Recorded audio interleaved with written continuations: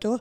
Assalamu alaikum. Thank you for joining my show, Law in Action, on Ramadan FM. I am your host, Zainab Zaeem-Sattar. So it has been a while, a couple of months, for me to bring a Law in Action guest, and I'm quite pleased to be here tonight in studio with my guest live. So no Zoom logins, no recordings. We have a live guest. So this is a new experience for me. And we have tonight Dilshad Miah of Family Law Mediation.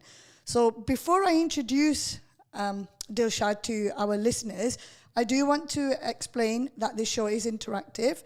You can telephone the studio line. You can WhatsApp in on, so the studio line is 0116 4822 The WhatsApp is 077488 55055, or you can chat through Facebook on Ramadan FM. So, without further ado, I would like to take this over with Dilshad Miah. Assalamu alaikum, Dilshad. Wa alaikum assalam, and thank you, Zainab, for having me on your show. You're most welcome. So yes, I'm a solicitor and I'm also a family mediator. I've been working in the area of family law for the last 16 years. And in my life as a solicitor, I specialize in areas such as private law children matters, domestic abuse, divorce, property and finances. I've also retrained and become an accredited family mediator. And then what that involves is rather than me helping people through the court process, I try and help them stay out of the court process, and so help people reach agreement regarding children matters, property and finances. Okay, well, you've gone and answered the first question I was going to ask you. The first question I was going to ask you is, before we actually delve into the world of family law and mediation, can you briefly explain what family law actually is? You've kind of answered that. So it deals with family matters, divorce, domestic violence, but can it also include things like custody issues, financial issues to do with, say, property, assets and things like that as well?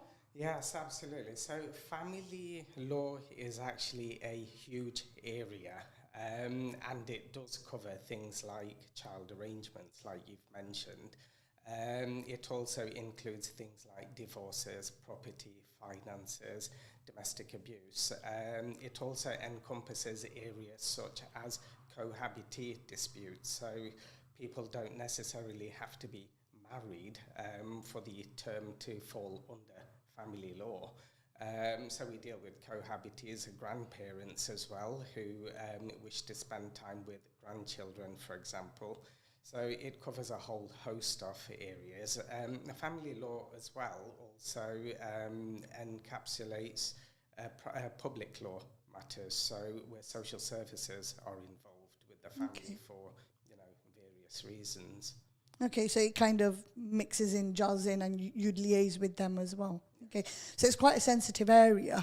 I can imagine sometimes your day wouldn't be the easiest of them all, would it? No, not at all, because as a solicitor, going into the office, I can have, say, like in my diary, various things and tasks that I will do, but then you might get an urgent call from a new inquiry saying that they need an urgent injunction, to protect themselves from domestic abuse, or they need an urgent court order to stop a child from being removed from the country, for example. So everything in my diary, tasks and things, might go up in the air slightly, and that's when the team would kind of all kick in. I can imagine, quite a scary time. So before I continue with any more questions, what I do want to say to our listeners, that although tonight's show is family law mediation, it is a very sensitive area. And by bringing you this type of show, it's in no means meant to offend anybody.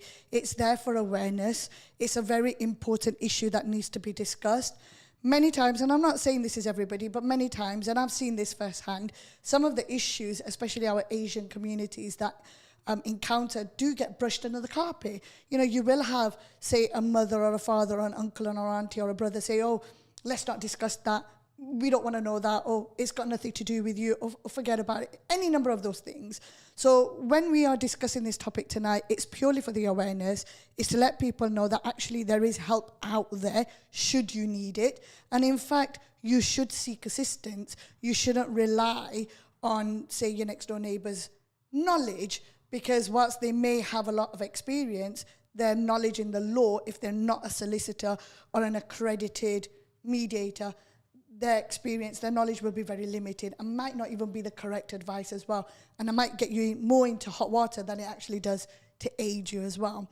So now that I've explained that to everyone, you said that you're a solicitor, but you've also retrained and become an accredited mediator. Now, for anyone who missed it before, a mediator is where you try and negotiate and you try to keep people out of court.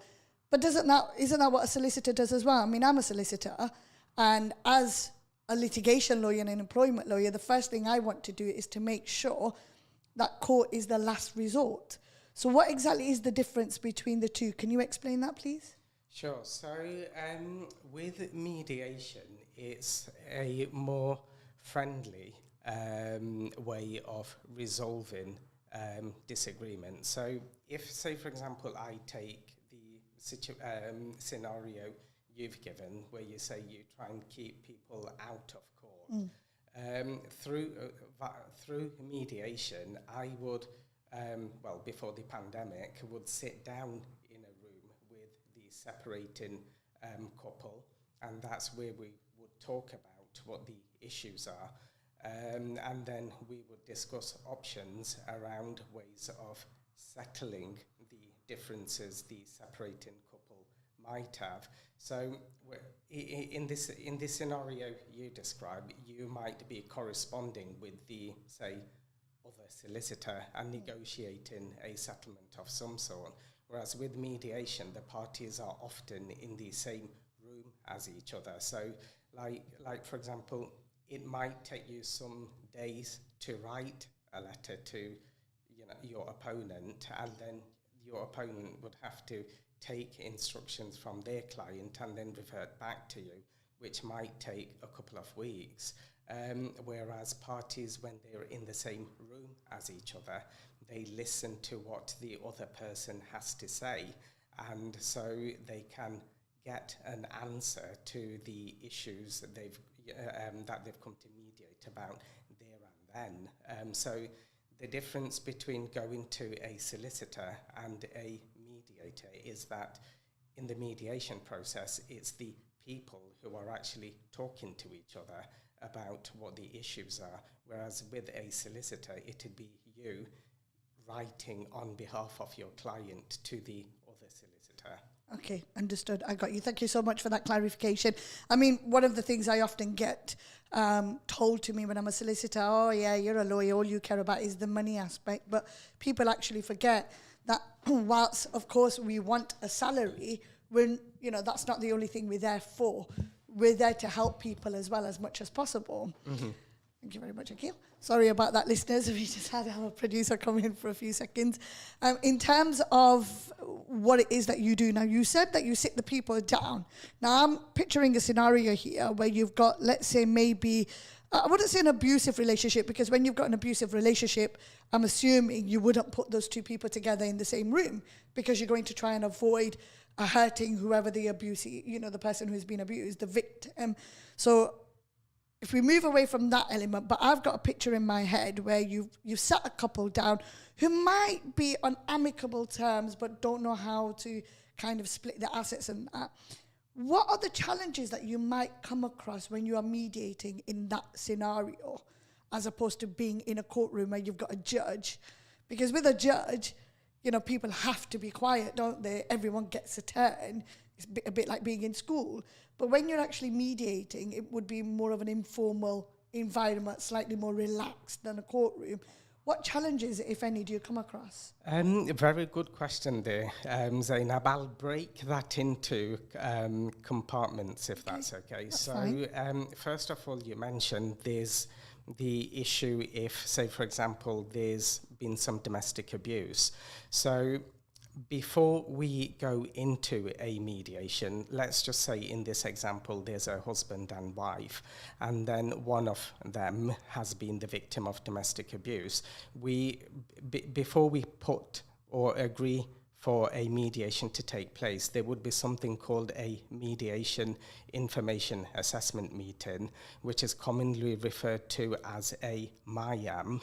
Now, that meeting is a one-to-one meeting between me and the other person. So, for example, I might speak to the wife first on a one-to-one basis, and then after my conversation with the wife, I will have the same conversation with the husband on a one-to-one basis, so individually. And during that conversation, I will screen for domestic abuse to see if there are any allegations of domestic abuse. So I would ask questions to see how they would feel sitting in the same room as one another.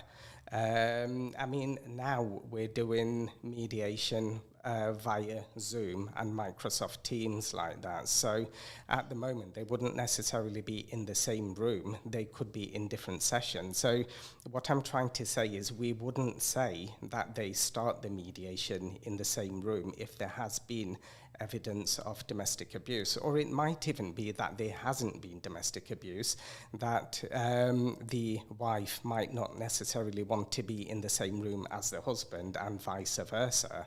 So under those circumstances, we would offer them something known as shuttle mediation. So if we're doing mediation physically, so in the same room, then we would put the husband in one room and the wife in a separate room. And in that mediation, the mediator, so me or one of my team members, would go from one room to the other room so the husband and wife don't meet each other. If we're doing a similar thing via Zoom, for example, the wife will be in one Zoom session with me and the husband will be in another Zoom session with me, so they don't necessarily meet each other. Now, the beauty with the whole mediation setup is that the parents or parties, clients, they are in control of the mediation. So it might be that in the mediation assessment meeting they say that they don't want to be in the same room as each other, but then come the mediation, maybe they'll say they do want to be, and it works the other way around as well. So if the session starts off in the same room, they can at any point say, oh, I'd like shuttle mediation. So that's how I deal with the issues of domestic abuse. If it is a issue that one of them raises, and that's how we deal with them.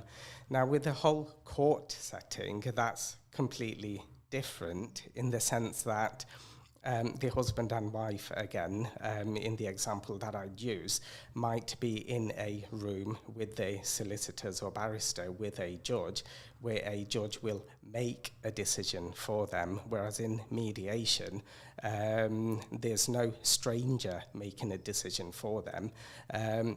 Accepted, the, say, husband and wife will have a mediator in the room with them, but the mediator doesn't make a decision for the couple. It's the couple who make the decision.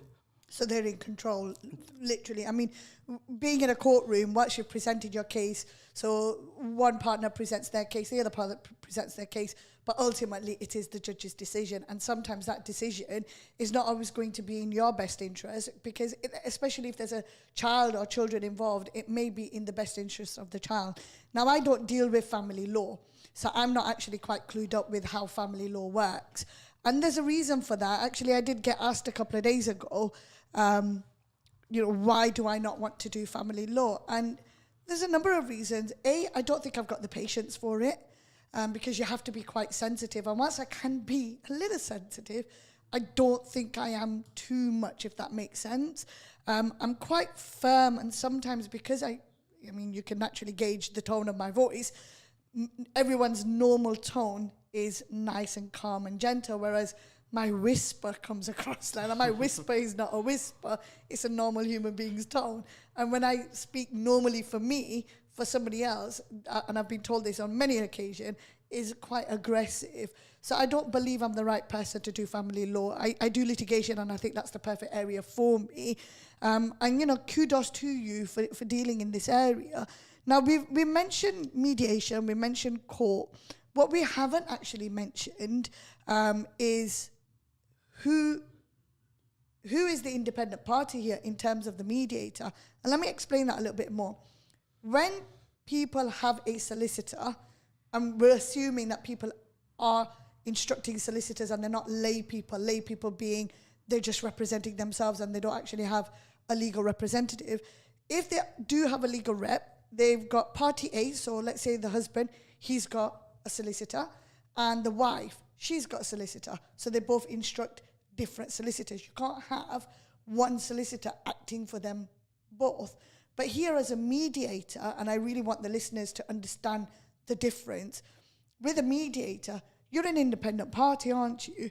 So you are not obligated to the wife and you are not obligated to the husband. Your first duty is to the court. Am I correct when I say that? So, yes. So, as a mediator, we're not there to advise the, say, couple. So, let's take the example of the husband and wife again. Yeah, correct. Sometimes they will have their own solicitor, and they'll come to mediation. So, it might be in the mediation session. Let's take property as an example, that the husband and wife have agreed that they're going to go 50-50 on the house, and that's what they've agreed in the mediation.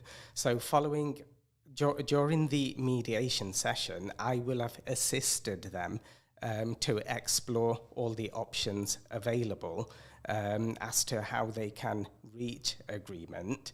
And once they reach agreement about, say, the 50-50 split, I can't actually advise them about whether this is a fair settlement or not.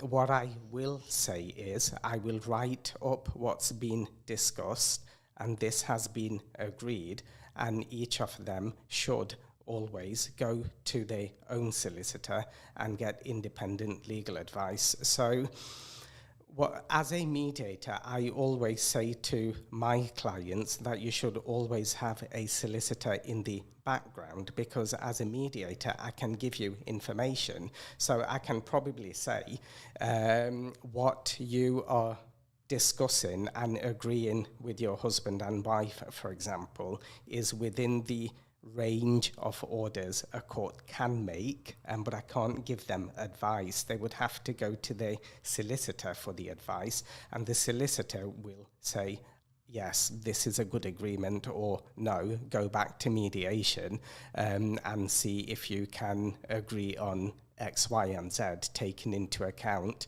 the advice that the solicitor will have given them. Okay, thank you very much for that, Dilshad. I appreciate you making that clarification. Now, I'm pretty sure our listeners probably want to know a bit more about costs and what the costs are involved when it comes to mediation. Now, I remember when I reached out to you to invite you on to my show, you did mention something about I could be completely wrong, so I'm going to hand this over to you, but you mentioned something about costs being paid or some costs being put towards mediation by the courts at the moment. Do you want to give a bit more of the explanation? Yes, the government voucher scheme. You remembered. Yes. Yes. So there are various ways mediation can be funded. The first and probably the most common is people pay privately. And the other way is people who are eligible financially, they will get legal aid. But the government at the moment is really pushing mediation because I think the pandemic has probably identified or probably exacerbated the problems we have with the court system at the moment. So, I mean, if, say, for example, somebody makes an application to court, say, regarding finances, those matters aren't being prioritised at the moment within the court system. So the parties might be waiting several months before the matter is even listed for a hearing. In my role as a solicitor, we submitted an application probably a few weeks ago, and we're still waiting to hear from the court to process it. So the whole mediation route is a lot cheaper than going through the court process, but the scheme you're talking about is the voucher scheme that the government has got in place at the moment. And the way that works is the couple who want to go through mediation have to attend a MIAM, a Mediation Information Assessment meeting, and then following on from that, if both of them agree that they want to mediate, then the mediator can apply for a voucher from the Family Mediation Council, which has a value of up to £500, and that will pay for the mediation sessions. Okay. Often it's probably about 2 sessions. And so that voucher scheme isn't means tested like legal aid is. So yeah, the government is really driving mediation at the moment. Well, I can imagine there must be a backlog of cases. I mean, I know as litigation and employment lawyer, there's a massive backlog of cases with courts, and we are waiting, several months before we've even heard back from the courts. And often it's, us who have to chase the courts and find out what's going on. Now, before we move on to the next question, as I said to you at the start, before the show started tonight, I've actually had a message come in directly. Now, I mean, I don't know about many of my listeners, but I know some of my friends. There's always somebody that that is going through either a separation or a divorce. Unfortunately, we are now living in a day and age where it seems to be on the rise. Whatever the reasons, I'm not here to start getting into what those reasons are, but I guarantee you somebody will know somebody who's been through a separation, a divorce. There's been issues with childcare, issues with finances, but it's not just issues where the child is involved. There might just be issues when it comes to assets or, property. So the question I've now got that came to me directly is, I know somebody who, husband and wife, bought a property in 2016, and up until about 2019, the husband was paying the mortgage, or majority of the mortgage, but the wife contributed 75% of the deposit for that house. Now, he's up to left, and she's now paying the mortgage herself for 2.5 years. Now, there's a financial hearing coming up in December where the judge will decide the share of the ex-husband and when to give it. Now, her question is, she's recently remarried, okay, but her current husband, her new husband, is not paying anything towards the house. It's got nothing to do with him right now. So will the fact that she's remarried impact the hearing financially for her if she discloses to the court that she's married? That's one. And second, is she obligated to disclose to the courts that she's remarried if it's to do with the house and the fact that she's been paying the property? Yeah, so I mean, to answer a scenario like that, I'd need a lot more information because there's a whole host of things that's going on in the scenario that you've described. But speaking generally, because she's in a court process, she is under, and both of them actually are under a duty to provide the court and the other person with full financial disclosure. So in your scenario, if she has married, then she's going to have to disclose that. As to what share she might get or what share her husband might get, that's a very difficult question to answer because, I understand. We obviously need to know the full ins and outs as to what the assets are, et cetera, et cetera. But I think what I would say is under Section 25 of the Matrimonial Causes Act 1973, sorry to go into so much detail here. I can't believe you remembered. I barely remember any legal acts. Go on. I've been doing this for 16 years. So, so yeah, under that act, there's a whole host of things things a court has to consider, a judge has to consider before they make a decision about what the judge is going to order regarding the assets. The first and foremost is what's going to be the children's living arrangements, and then there's all these other things that they will look at, like how old the parties are, how long they've been separated, what their income is, what their outgoing is, and I think in the scenario you're describing, if the wife has remarried, then really it depends on who started the divorce proceedings, because that could create complications for her if she was the respondent. But like I say, I don't think I'm in a position to give specific advice. I can talk around the issue because there's a whole host of things a judge will look at before. Just to interrupt in that, I mean, you mentioned quite interestingly, it depends upon who's initiated divorce proceedings. I'm so glad I don't do family law, honestly, because for me, it would be a case of, well, forget who initiated the divorce proceedings. What about the person who actually left the relationship? No, oh, sorry, no. Do you see what I mean? What I meant with that is, if she's the respondent in divorce proceedings, and respondent being the person who didn't start the divorce proceedings, and she's remarried, that could have implications on the whole application as to who made the financial application. So it's in that context. The courts don't really distinguish between who the petitioner is, the person who starts it, and who the respondent is. But in the scenario you're describing, if she's remarried and she wasn't the person who started the divorce proceedings, then she should seek legal advice. Okay. Well, you heard it here then. I'm not going to mention my friend's name for anonymity. But if you are listening, I have asked you a question and he has answered. So if you need further advice, then if you've got a solicitor, please reach out to your solicitor, or by all means, please do reach out to Dilshad. I will be sharing his contact details towards the end of tonight's session. So before I start bombarding you with any more questions, Dilshad, I know that you've come tonight prepared with some notes about family law and mediation itself. Is there anything that you wanted to touch upon that I've not touched upon and I've not covered? If there's anything that you want to discuss, now's your time. Yeah, I think one question that I'd like to probably elaborate on is what actually is family mediation. So family mediation is a conversation between, say, separating people.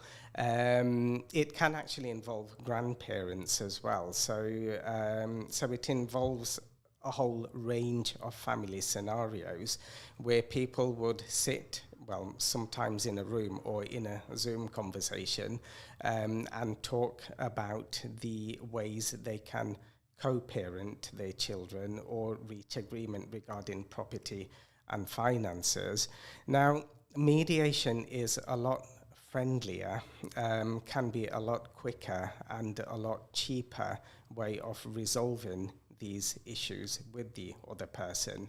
The idea of mediation being that at the end of mediation, there's an agreement between the, say, separating couple where they sign, for example, an agreement which will state, for example, this is when the children will spend time with the mother and this is when the children will spend time with the father. So it's in a document which they've both agreed to, which is different to going down a court process because it's going to be a judge, a stranger, somebody else that's made the decision for you.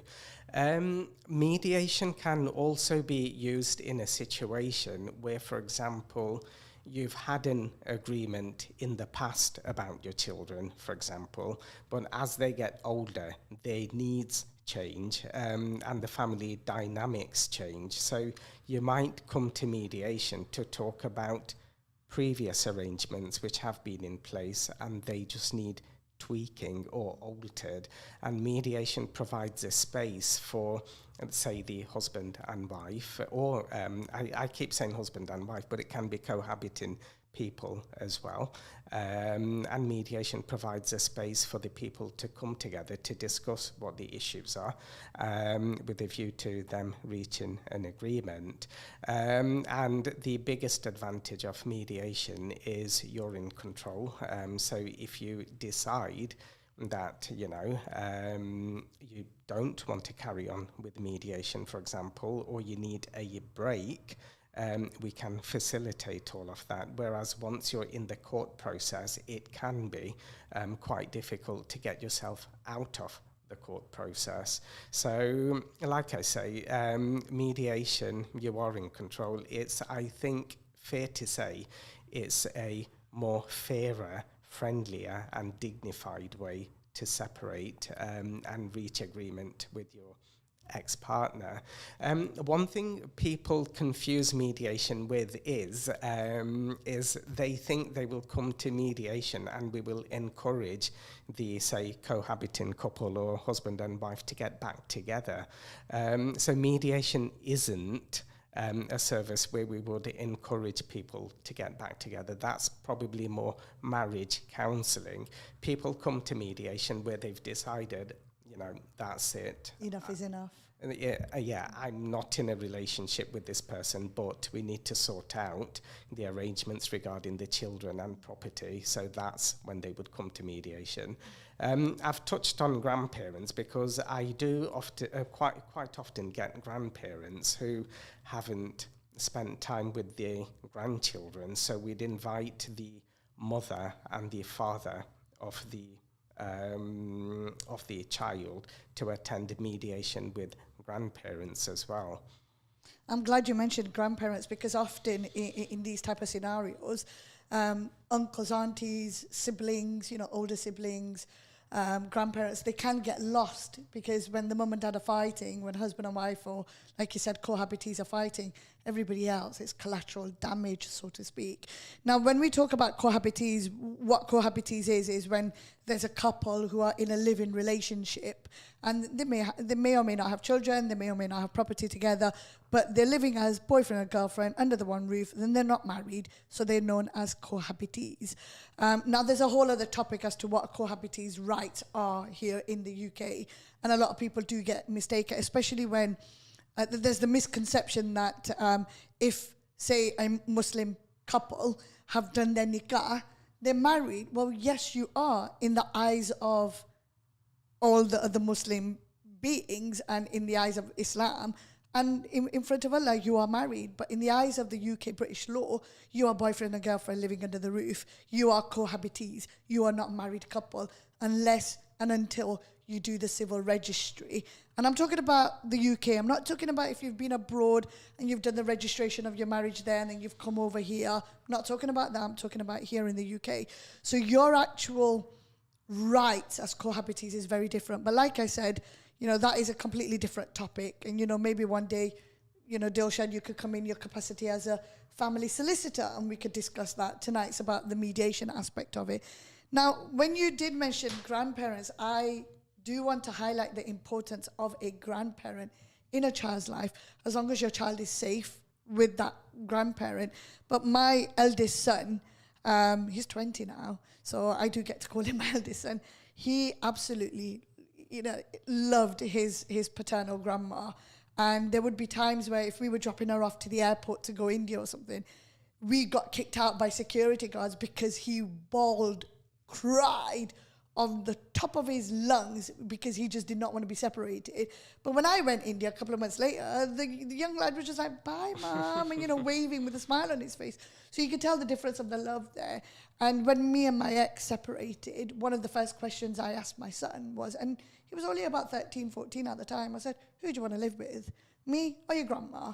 And he was like, well, 50-50 grandma. And I went, go for it. And I absolutely wholeheartedly let him go between the two houses if he wanted to live with her, 100% with me, whatever he wanted, because I was not about to stand in the way of their love, their bond. And also, no one's going to be able to take away the fact that I am the mother. That's it. I'm the mum. No one can take that away from me. So why stop grandparents from seeing the children? And more often than not, I do see these situations occur where the father won't let the maternal grandparent see the child out of spite and vice versa.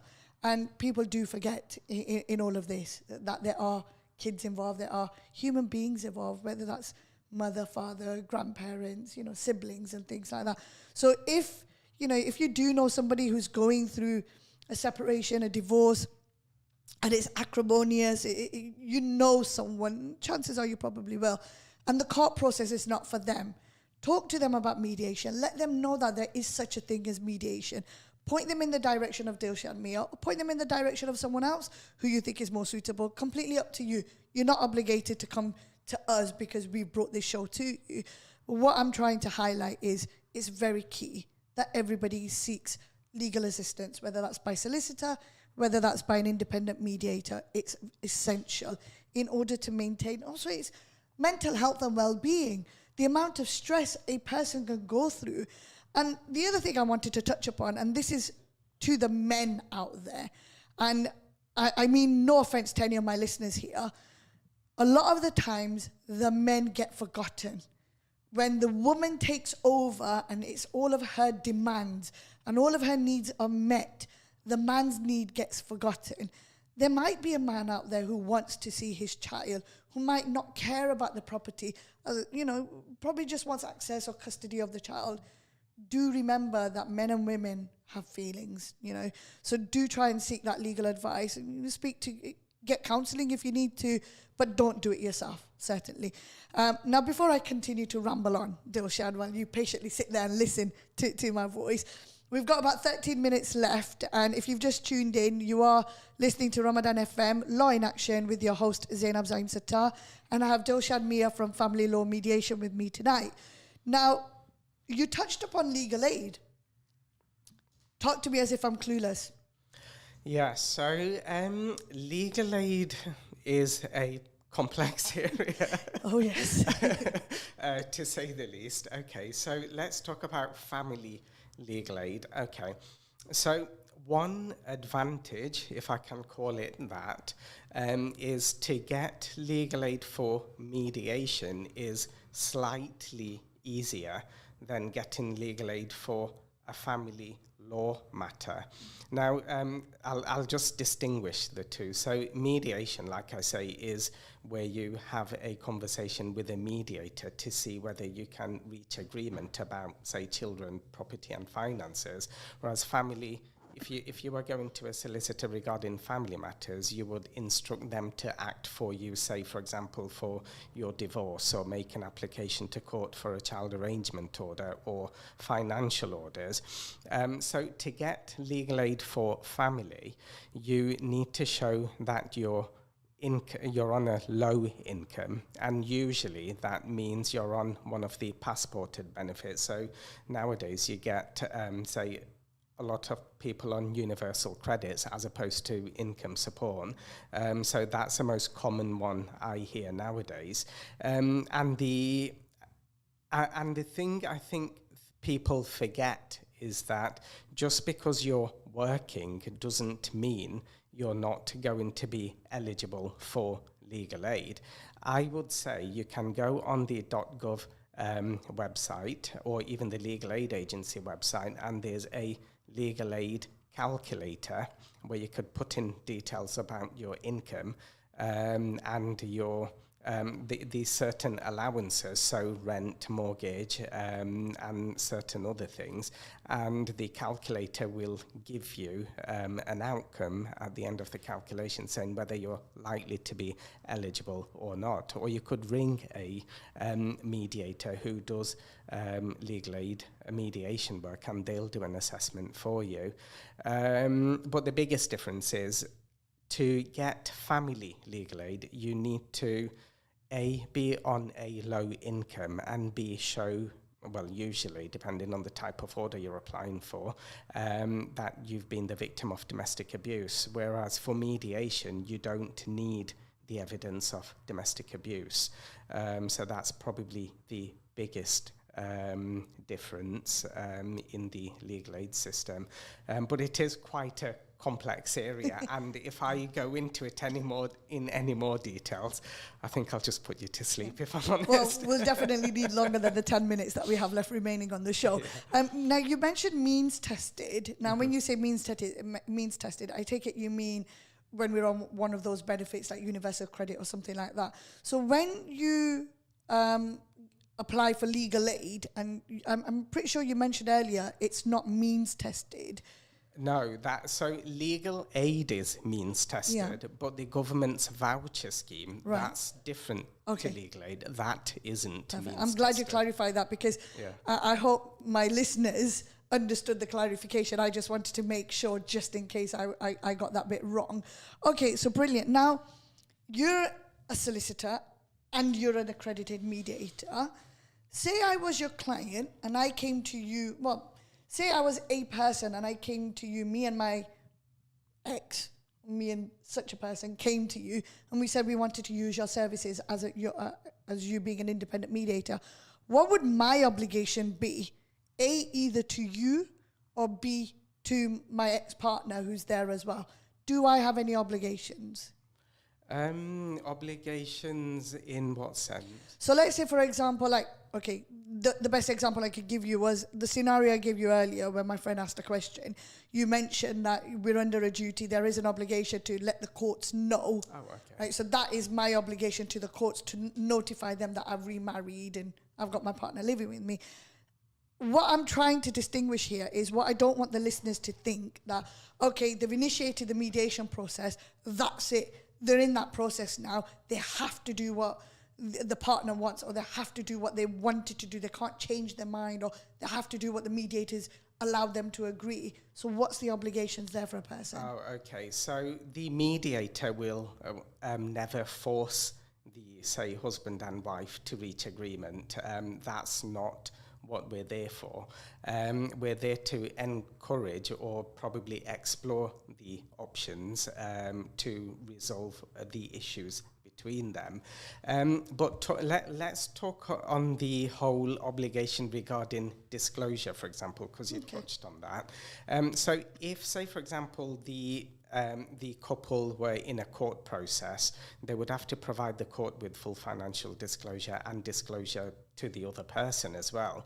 We do that within the mediation as well, because and what I mean by that is both of them, so the husband and wife, would have to give, their bank statements, pay slips, information about any debts they've got, and they would exchange that information with the other person in the mediation session, and the mediator will get a copy of that. Now, you might ask me, what's the point in doing that? Because surely they know what they've got, and isn't it just a waste of time? And you'd be surprised, and the answer is no. Actually, there is a lot of times when the husband might not necessarily know what the wife has, and vice versa. The wife might not necessarily know what the husband has. And then you've got to remember, at the end of mediation, I always say, get independent legal advice. And the beauty of mediation is that, the exchange of the information has taken place within the mediation session. And so it's done pretty instantly, whereas if you were going through solicitors, it might take several weeks for the documents to be exchanged and things. So that's probably one of the biggest obligations people have, which is to provide financial disclosure in relation to matters concerning property and finances. There's just one thing that I should add, actually, regarding children, because you talked about that earlier on in the context of grandparents. One of the other advantages of mediation is that the children can actually also be part of the mediation process, and we call that child inclusive mediation. So if, say, for example, the child is, say, not necessarily old enough, say 13, 14, but the parents agree that their child can be part of the mediation process, and the parents agree that the child has sufficient understanding, then a mediator will speak to the child on their own, and speak to the child about basically their life, isn't it? Because, the child has got these two adults who love them dearly. Bickering over. And sometimes the voice of the child is lost. So another advantage of mediation is that the child can be part of the process. Now, I don't want your listeners to go away thinking, oh, well, is the child going to be in the same room as me and my ex? No, that's not how it works. We see the child on their own, so long as both parents agree that the child can be part of the mediation process. We explore the options with the child, and then we give feedback to the parents as to this is what's been discussed with the child and this is what the child has been saying, because I think a lot of the times the voice of the child is probably forgotten in all of this. Well, if it's the voices of any of my children, I'm probably glad that their voice gets lost. They'll probably do anything or say anything just to get me into trouble out of spite. So if any of my kids are listening, I do love you, and I'm only joking, as you all already know. Just a quick question regarding having a child in mediation. You said they'd be in a separate room. I take it then that there would be someone supervising the child, so that there's another third party in there as well, or would it be mediator and child only in that room? No, the mediator and child. Okay. So for example, if say the parents come to a mediation and then they agree that the child can be part of the mediation, then we might say, okay, well, one of you or both of you can bring the child in, say next week as an example, and then the child will be in a room with the mediator having a conversation, whilst the parents, they might sit outside, or they might go away for like 45 minutes and then come back, but they wouldn't be in the same room as the child whilst we're having this conversation with the child. Yeah, otherwise it just defeats the purpose, isn't it? Well, yeah, it's a bit awkward, I guess, in some respects, because I guess the child might feel, oh, I don't want to say this because mum, I don't want to upset mum, or I don't want to say that because I don't want to upset dad, because, at the end of the day, the child loves both of their parents equally, and I'm sure the last thing the child wants to do is, say anything or do anything to hurt the other person. Absolutely. So that's why it's done with just the especially accredited child mediator. Brilliant. So thank you so much for that, Dilshad. Now, we've got about 2 minutes on the clock. So before we run out of time, which I always end up doing in every single one of my shows, to all our listeners out there, you've been listening to Dilshad Miah from Family Law Mediation. If you do want to reach out to Dilshad in his capacity as an independent mediator, then his contact number is 0115 772 0299. So that's 0115 772 0299. He also has a website at www.familylawmediation.co.uk, and mediation is spelled MEDIATION. So that's www.familylawmediation.co.uk. So we've got about a minute and 40 seconds, Dilshad. So before we quickly sign off, any tips, a tip for anybody thinking of mediation, or a piece of advice that you might want to share with them if they're listening in and they're still a bit on the fence as to what they should do? I'd say ring a mediator. If, say, for example, people contacted me at Family Law Mediation, we would have a consultation with people over the telephone. It's a no obligation telephone call. We don't charge anything for it, and we can discuss how the mediation process would work and answer any questions that people might have. I think if you're thinking about the mediation process, by all means contact a mediator, and along with that, I'd also say speak to a solicitor as well, because I think having both works best for the client, because a mediator is there to act as an independent person, whereas the solicitor would well, I don't like to use the word, but fight your corner. Yeah. But we're there for our clients. We've got our clients' best interest at heart. Yes. And that's how it works, doesn't it? And it's a bit like having experts. People do forget that an expert is there. Their duty is to the courts, first and foremost. They're not there for you. Whereas solicitors, they are literally there to fight your corner. We are there to make sure our clients' needs and best interests are met. But at the same time, I'm not going to bend over backwards and lie for my client, because that's something that we're not allowed to do. We can't do that. And in good conscience, we would not do that. So 7 seconds. Thank you so much for tuning in to Dilshad Miah, Family Law Mediation in Law and Action with your host, Zainab Zaeem-Sattar. Thank you very much.